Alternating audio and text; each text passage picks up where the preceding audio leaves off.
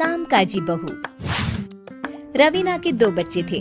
वो एक बड़ी कंपनी में काम करती थी।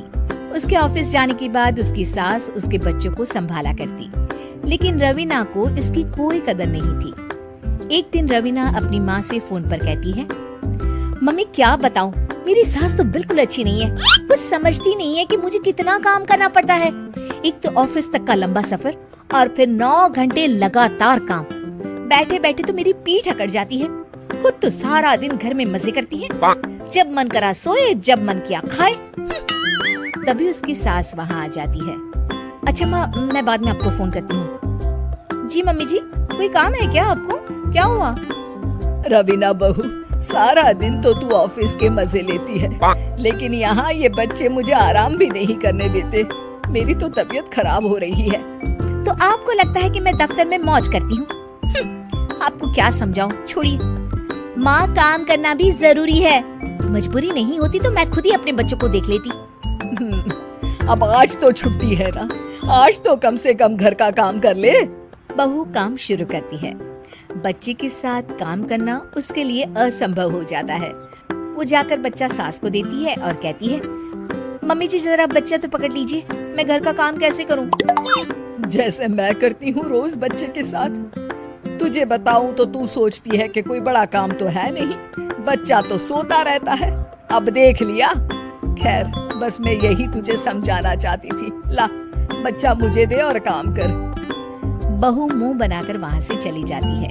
वो मन में सोचती है, बात तो सही है, बच्चे के साथ घर का काम करना असंभव है। वो किसी तरह काम करती है और अगले दिन ऑफिस के लिए निकल जाती है। ऑफिस में उसकी सहेली उससे कहती है, यार तू तो बड़ी लकी है, तुझे तेरी सास खाना बना कर देती है, बच्चे भी देखती है और तुझे किसी बात की चिंता भी नहीं होने देती। अरे क्या लकी, बदले में मैं उन्हें पूरी कमाई जो दे देती हूँ और अपने बच्चे से दूर रहती हूँ वो अलग। हर किसी को ना दूसरे की प्लेट में ज्यादा घी दिखता है। जा अपना काम कर।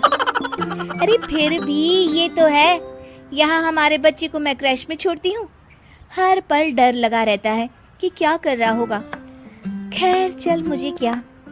बहू घर आती है तो देखती है कि उसकी सास उसके बच्चे को बड़े ही प्यार से खिला रही होती है। वो माँ को देखकर खुश हो जाता है।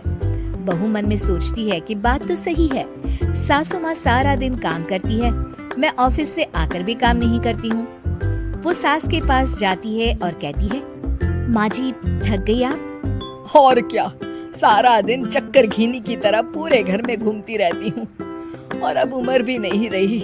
लेकिन चल तू बता, क्या हुआ, कुछ काम है क्या? बहू कुछ नहीं कहती, मुस्कुराकर वहाँ से चली जाती है।